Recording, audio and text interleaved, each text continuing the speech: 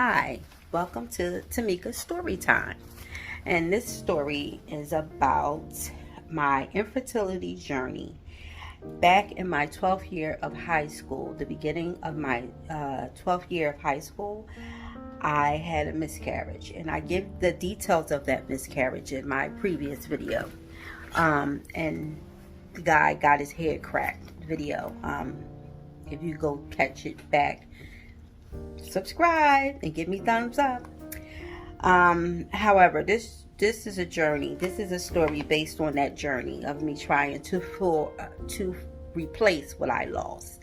I had a miscarriage and I desperately wanted this baby.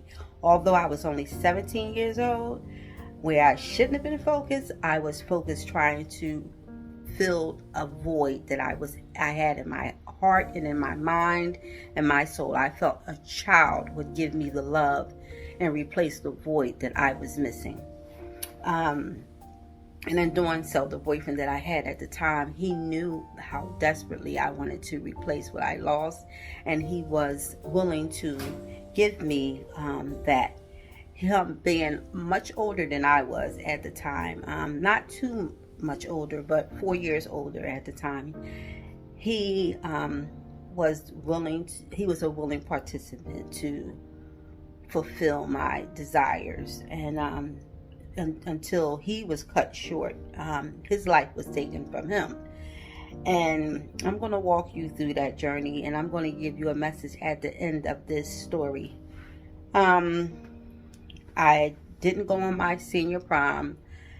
I had my gown custom made. He had his suit, had everything prepared, but I just couldn't do it. I just felt I sunk into this world of depression. And him being my boyfriend, he tried everything to make me happy. So I spent a lot of time at his place with his parents. He lived with his mother and his brother. Him and his brother had a really tight relationship, and they were basically known in the area, in the neighborhood. They was very popular, well known. And Kyle at the time was my boyfriend, and unbeknownst to me, he was seeing other people, other females at the time that he was seeing me. And while he was at the bar, he got into an altercation with someone, and the guy assaulted him. He threw a punch in at Kyle, and Kyle, being the man that he was always able to hold his own. He was very good at protecting himself. So he pretty much beat the guy. I would say gave the guy a good a beat down. My aunt worked at the bar, so this is how I got the information so detailed of what happened inside the bar. He ended up getting the best of the guy, and he threw the guy out of the bar, and he proceeded on with his social time there inside the bar. He finished his drink. He continued on socializing with the people who he was there with, and on his way out the door, the guy ambushed him and shot him 5 times, 3 times in his face and 2 times in his chest, which caused sheer panic, of course, chaos. And his brother was in the bar and tried to, resuscitate his brother before running into the house, where I was sitting with his mother.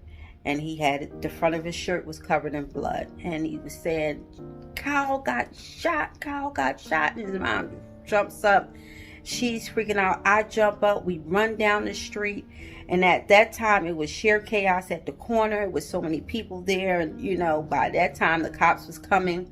And what I seen was my boyfriend laying there on the concrete on his back, and blood all around him. And I freaked out. I was screaming, and I was in such a distraught state of mind. My aunt had to take me back up to the house, where I threw up. I got sick. I couldn't, and it was like they were trying to calm me down by this time.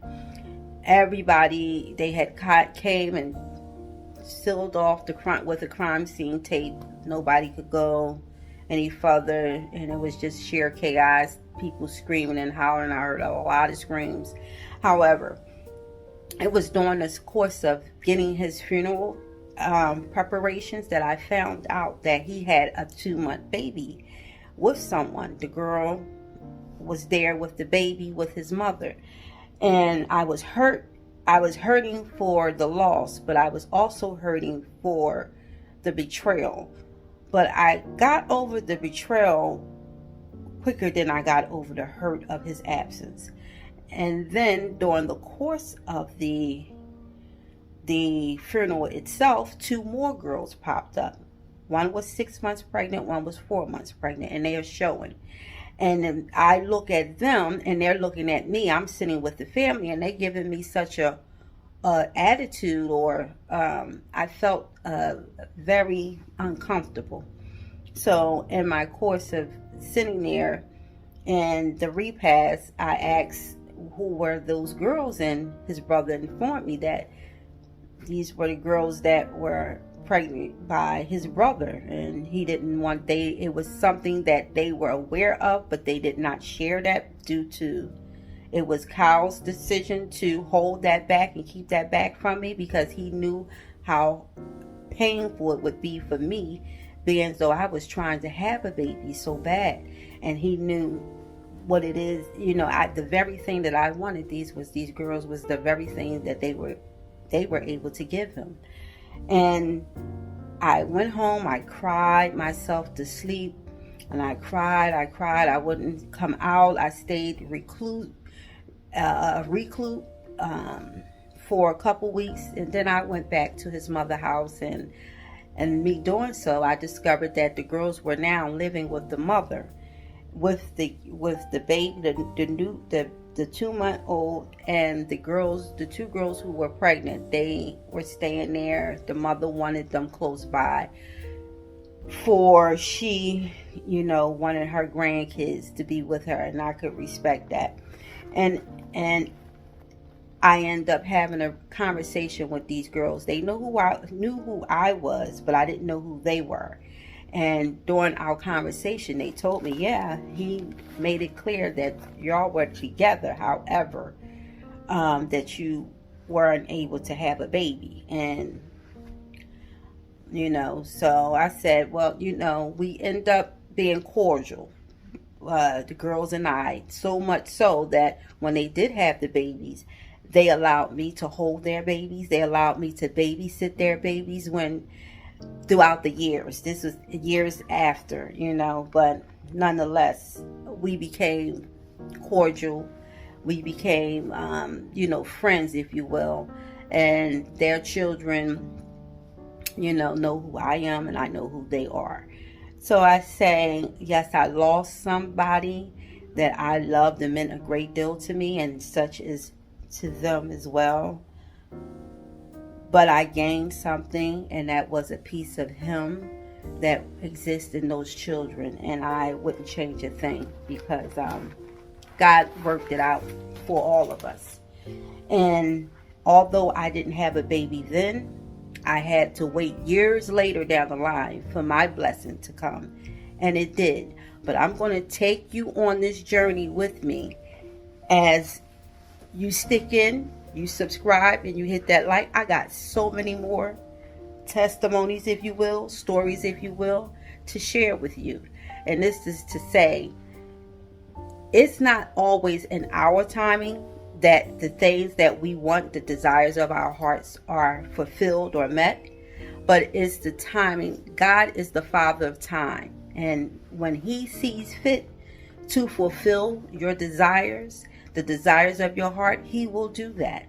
But you have to be patient and diligent in your wait, okay? Because it's many times that I almost lost my life, or could have lost my life, in trying to replace the baby I had lost. And I say, I hope that this was a blessing to you, or to someone that you could share this story with, and that you be a blessing to someone else, and you be a blessing to yourself by waiting and being obedient to the word of God. I say God bless, be blessed, and stick around because I got more blessings to give you. Peace.